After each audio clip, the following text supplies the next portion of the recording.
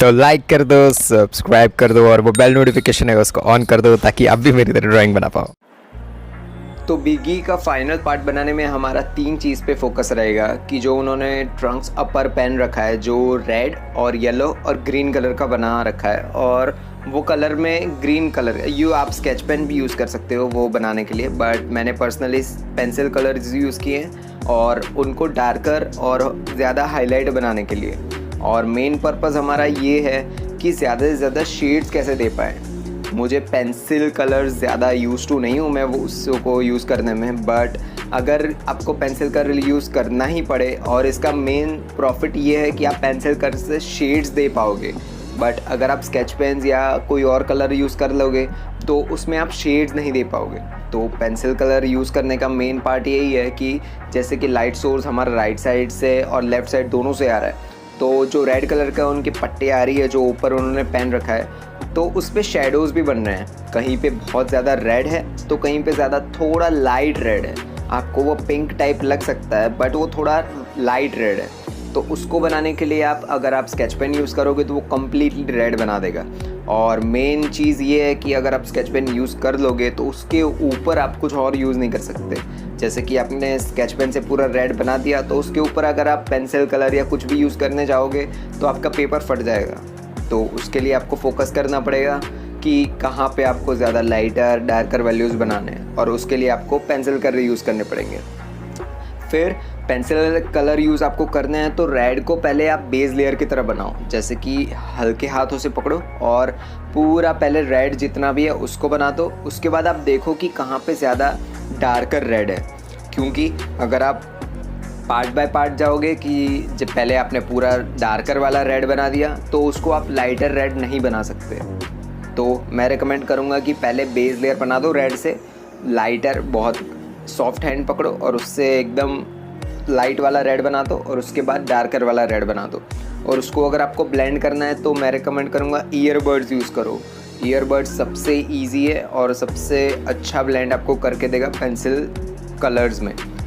उसके बाद चेस्ट जो बीच का पार्ट है उनका, तो नेक और चेस्ट उन दोनों का पार्ट में जो टेक्निक मैंने यूज़ की है वो सेम जो हमने फेस के लिए यूज़ की थी, बट डिफरेंस इसमें इतना ही है कि यहाँ पे हाइलाइट्स बहुत ज़्यादा बन रहे हैं, और जहाँ पे बहुत ज़्यादा हाइलाइट्स बन रही होती है वहाँ पे टोटली वाइट दिख रहा होता है। बट मैंने मेरे सारे पार्ट्स में और पुराने स्केचेस में भी ये बोल रखा है कि कोई भी पार्ट ऐसा नहीं होता जो कम्प्लीटली वाइट हो।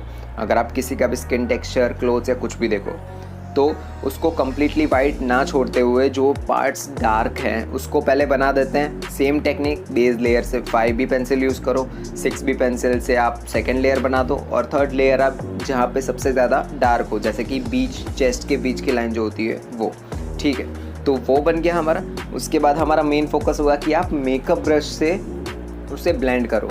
और मेकअप ब्रश यूज़ करने का सबसे ज़्यादा प्रॉफिट इस जगहों पे जहाँ पे ज़्यादा हाइलाइट्स होती है ये है कि जो डस्ट पार्टिकल्स होते हैं, मतलब जो डस्ट होता है ग्रेफाइट का जो हमने डार्क बनाया था, जैसे चेस्ट के बीच का पार्ट और चेस्ट का राइट साइड का पार्ट जो ज़्यादा डार्क बनाया था हमने, वहाँ पे जो डस्ट पार्टिकल्स होंगे उसको आप मेकअप ब्रश से ब्लेंड करते टाइम जो हाईलाइट है, जो हमने वाइट कलर का पार्ट ऊपर का अगर आप फोकस करो, नेक के नीचे का पार्ट जहाँ हमने पूरा वाइट छोड़ दिया था उस पर आप थोड़ा बहुत 2B का शेड्स दे पाओगे। तो अगर आप मेकअप ब्रश यूज़ करते हो तो बहुत सॉफ्ट हैंड से उसको ब्लेंड करते रहो और देखते रहो कहाँ पे हाईलाइट और डार्कर पार्ट्स है।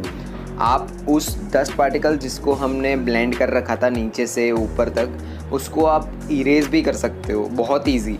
बट अगर आपने पेंसिल से उसको बना दिया है और उसके बाद अगर आप उसको ब्लेंड करने जा रहे हो और इरेज करने जा रहे हो तो वो ईजी नहीं पड़ेगा। तो मैं रेकमेंड करूँगा कि जहाँ पे बहुत ज़्यादा हाईलाइट पार्ट है वहाँ पे आप डस्ट को यूज़ करो जो दूसरे ग्रेफाइट्स का था, क्योंकि वो इजीली हम इरेज भी कर पाएंगे। सेम टेक्निक जो हमने राइट वाले रेड पार्ट में यूज़ किया था सेम टेक्निक लेफ़्ट में भी यूज़ कर रहे हैं कि पहले बेस लेयर रेड से बना दो और उसके बाद सेकेंड लेयर बना दो जहाँ पे टोटली डार्क हो। बट इसमें हमारा मेन फोकस ये भी है कि ये पूरा डार्क है, पूरा का पूरा डार्क है, पर एकदम छोटे पार्ट है जो ऊपर के होते हैं वहाँ पे थोड़ा बहुत लाइट है। तो उसको बनाने के लिए आपको फोकस टोटली करना पड़ेगा डिटेल्स कहाँ पे हैं वरना कोई भी इस रेफरेंस पिक्चर को देखेगा तो उसको कम्प्लीटली यही लगने वाला है कि पूरा का पूरा रेड पार्ट है। तो उसको फोकस करना पड़ेगा आपको कि डिटेल्स कहाँ पे है, और उसको छोड़ना पड़ेगा, तभी रियलिस्टिक स्केच लगेगा। ऊपर का पार्ट टोटली येलो है। मैंने थोड़े टाइम पहले ये बोला था कि आप स्केच पेन यूज़ मत करो, क्योंकि ये स्केच पेन से आप शेड नहीं बना पाओगे। बट अब अगर ऊपर का पार्ट जो है वो कम्प्लीटली येलो है या कम्प्लीटली ब्लू है या कोई भी कलर कम्प्लीटली है, वहाँ पे कोई शेडोज़ नहीं बन रहे या कुछ नहीं बन रहे, तो वहाँ पे आप स्केच पेन्स यूज़ कर सकते हो। जस्ट लाइक दैट मैंने यूज़ किया येलो कलर ऊपर के पार्ट में, कम्प्लीटली मैंने स्केच पेन से बना दिया उसे, क्योंकि उसमें कोई शेडोज़ नहीं बन रहे थे। येलो अपने आप में एक लाइटर कलर है, तो उसमें अगर आप लाइट कितने भी मारो तो उसमें ज़्यादा शेड्स नहीं बन पाएंगे। तो वो शेड्स बनाने के लिए आपको यूज़ करना पड़ेगा स्केच पेन्स। और अगर आप देख पाओ तो राइट साइड का जो येलो पार्ट है वहाँ पे थोड़ा बहुत डार्क था, तो मैंने वहाँ पे पेंसिल कलर यूज़ किया था। बट लेफ़्ट साइड का जो पार्ट है वहाँ पे कोई शेडोज़ हाईलाइट्स नहीं दिख रहे हैं। तो सेम टेक्निक अब हम लेफ़्ट साइड का जो शोल्डर है वो बनाने में यूज़ करेंगे। इसमें मैंने 5B पेंसिल बेस लेयर से यूज़ किया है। तो बहुत सारे लोग ये गलती कर बैठते हैं कि पूरा का पूरा 5B से बना देंगे और उसके बाद उसमें थोड़ी बहुत हाइलाइट्स बनानी शुरू कर देंगे। बट मैं रेकमेंड करूँगा कि आप बॉक्स बाय बॉक्स जाओ। जैसे कि 7th बॉक्स है या 17th बॉक्स है, 8th बॉक्स है, तो पहले वो बॉक्स पूरा करो, उसके बाद सेकेंड बॉक्स के लिए जाओ। आप अगर एक साथ 4 या 5 बॉक्सेस कंटिन्यूस बना दोगे तो आप जो डिटेल्स आपको बनानी है वो आप छोड़ दोगे, क्योंकि अगर आप एक साथ 3-4 बॉक्सेस बनाने जाओगे तो बहुत टाइम ऐसा होगा कि आप ज़्यादा डिटेल्स नहीं दे पाओगे। बट अगर आप एक एक बॉक्स बनाना शुरू करोगे, अगर आप बिगिनर या इंटरमीडिएट आर्टिस्ट हो, तो ऑफ कोर्स आपको बॉक्स बाय बॉक्स जाना चाहिए। आप डायरेक्टली 2 बॉक्सेस या 3 बॉक्सेस मत लो। मैं रिकमेंड करूँगा एक एक बॉक्स की तरह जाओ। आप बहुत अच्छे स्केचेस बना पाओगे बहुत जल्दी। बट अगर आप दूसरे आर्टिस्ट के देखोगे तो बहुत जल्दी बना देते हैं बहुत अलग अलग बॉक्सेस लेके। सो अगर आप उसको कॉपी करने जाओगे तो आपके स्केचेस उतने परफेक्ट नहीं लगने वाले। तो बॉक्स बाय बॉक्स जाओ, बहुत अच्छे स्केचेस बना पाओगे। अगर आप मेकअप ब्रश यूज़ करोगे ब्लेंड करने के लिए तो वो बहुत ईजी रहेगा, क्योंकि हमने पहले भी देखा था कि अगर आपको 2 पार्ट्स है जहाँ पे बहुत ज़्यादा हाईलाइट है और जहाँ पे बहुत ज़्यादा डार्क है, अगर आप उन दोनों पार्ट्स को ब्लेंड करना चाहते हो तो आपको मेकअप ब्रशेज़ यूज़ करने चाहिए।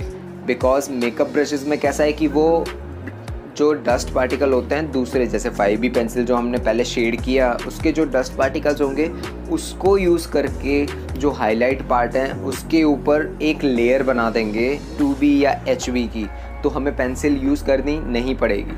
आप कितने भी छोटे छोटे शेड्स बना लो, आपके पेंसिल से थोड़ा बहुत पार्ट, एकदम माइक्रो पार्ट ऐसा रह ही जाता है जहाँ पे आप शेड नहीं कर पाओगे, बहुत छोटा पार्ट।